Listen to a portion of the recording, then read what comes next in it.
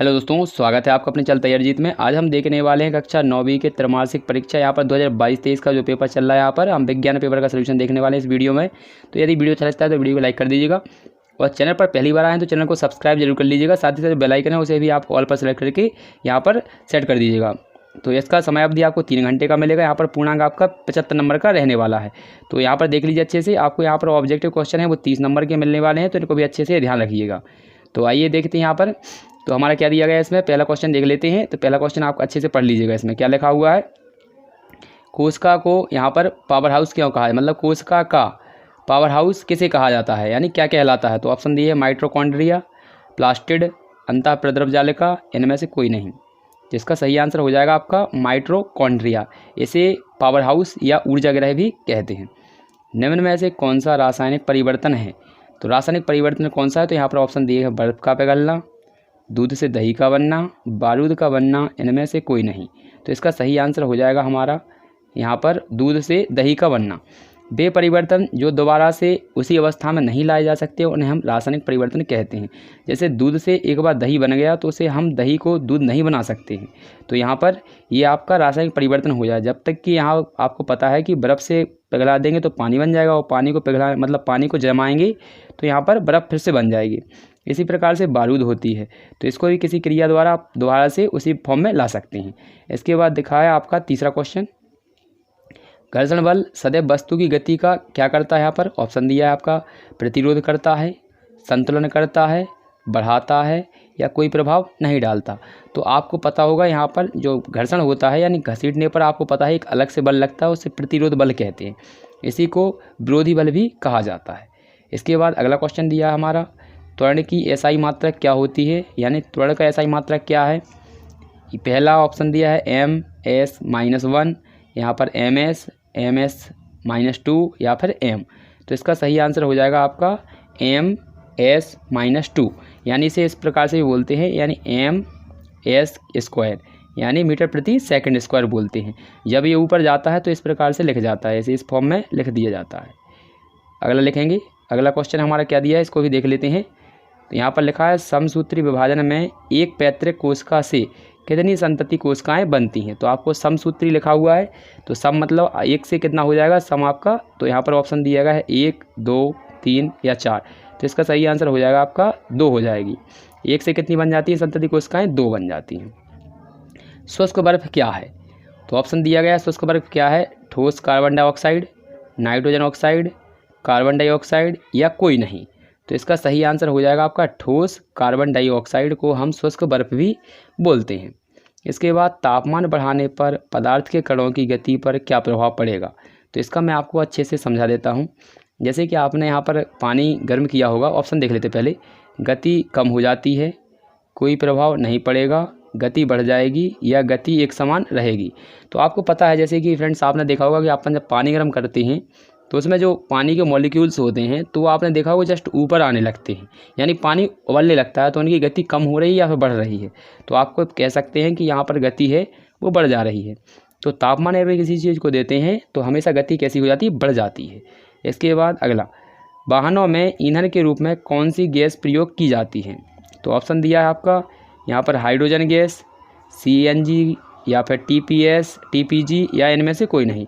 तो आपको पता होगा इसके लिए हम CNG गैस या LPG गैस का प्रयोग करते हैं। CNG की फुल फॉर्म होती है कंप्रेस्ड नेचुरल गैस।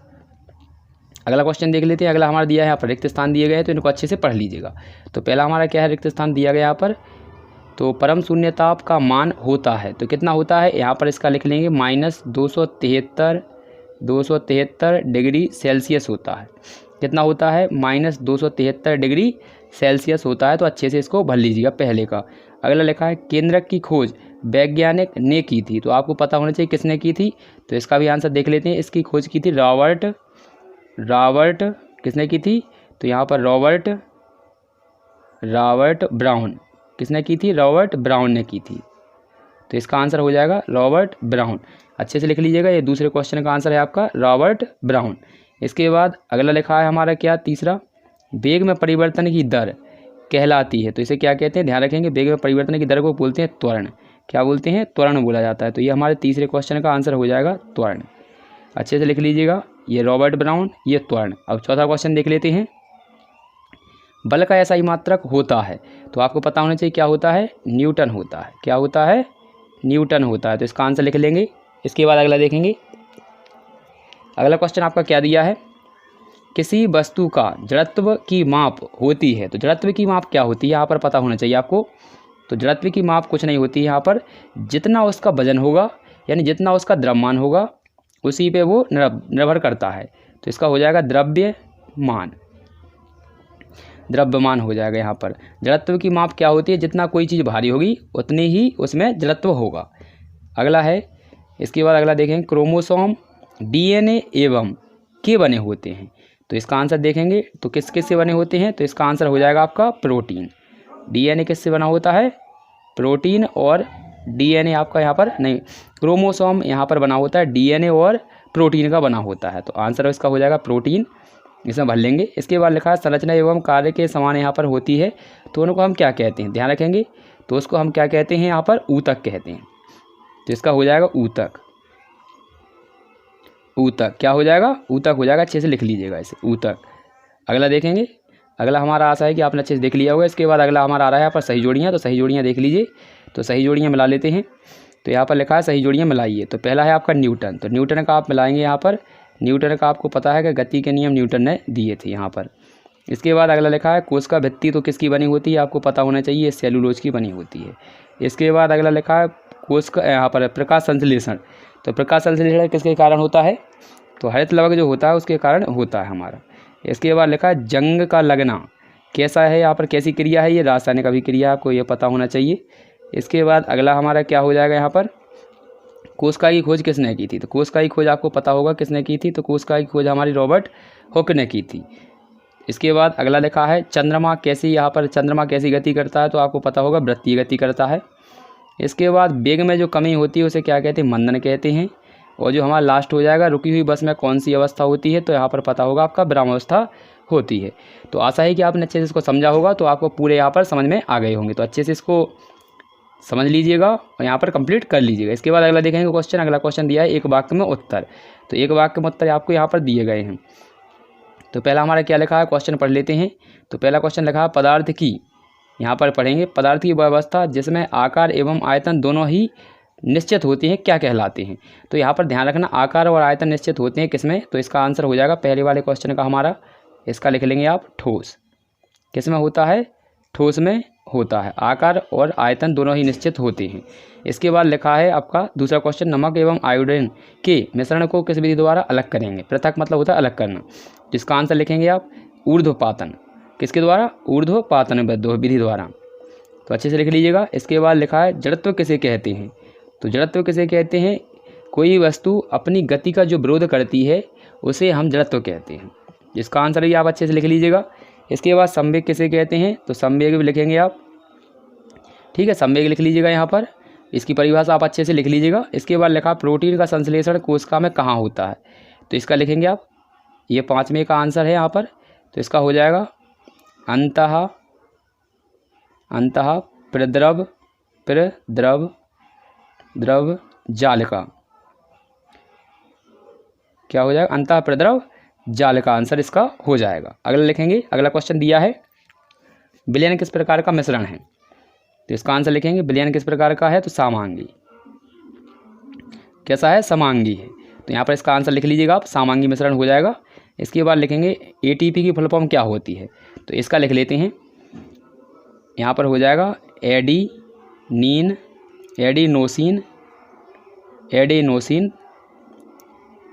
एडोनीसिन, यहाँ पर नोसिन ट्राईफास्फेट, ट्राई को इस प्रकार से भी लिखा जा सकता है, मात्रा यहाँ पर ट्राईफास्फेट, इस प्रकार से लिखेंगे फॉस्फेट। इसके बाद अगला लिखेंगे। अगला क्वेश्चन देखेंगे पाँचवा। तो ये रहा हमारा पाँचवा क्वेश्चन, इसको अच्छे से देख लीजिए, ये आपको अच्छे से कंप्लीट कर लेना है। पाँचवा क्वेश्चन है भौतिक परिवर्तन किसे कहते हैं, एक उदाहरण देना है, या रासायनिक परिवर्तन की परिभाषा लिखिए और एक उदाहरण दीजिए। अगला क्वेश्चन है पदार्थ से आप क्या समझते हैं। इसके बाद गलनांक से आप क्या समझते हैं। तो आपको पता होगा यहाँ पर भौतिक परिवर्तन किसे कहते हैं, वह परिवर्तन जिसमें किसी पदार्थ के भौतिक गुण अपरिवर्तित रहते हैं, यानी जिस अवस्था में होते हैं उसमें कोई नया पदार्थ नहीं बनता है, वही रहता है। एक उदाहरण बोल सकते हैं यहाँ पर पेज का फाटना, यहाँ पर पेज का फटना हो जाएगा। दूध से यहाँ पर दही बनना रासायनिक हो जाएगा। इसके बाद पदार्थ से आप क्या समझते हैं, तो यहाँ पर इसकी परिभाषा लिख लेंगे, गलनांक लिखेंगे, यहाँ पर चाल और वेग में अंतर लिख लीजिएगा, या फिर दूरी और विस्थापन में। दूरी विस्थापन आपका क्या हो जाएगा, दूरी हमेशा धनात्मक होती है, विस्थापन आपका ऋणात्मक, धनात्मक और जीरो भी हो सकता है। ठीक है, यहाँ पर दूरी का, यहाँ पर दूरी और विस्थापन का दोनों के मात्रक समान होते हैं, इस प्रकार से लिखेंगे। ठीक है, यहाँ पर समानता नहीं लिखनी, आपको अंतर लिखने, तो अच्छे से लिख लीजिएगा। इसके बाद अगला क्वेश्चन देख लेते हैं। अगला क्वेश्चन हमारा ये दिया है 8वां, तो 8वां क्या दिया है इसको पढ़ लीजिएगा। प्लाज्मा झिल्ली को पूर्ण वर्णात्मक पारगम्य झिल्ली क्यों कहते हैं? कोशिका को जीवन की संरचनात्मक एवं कार्यात्मक इकाई क्यों कहते हैं?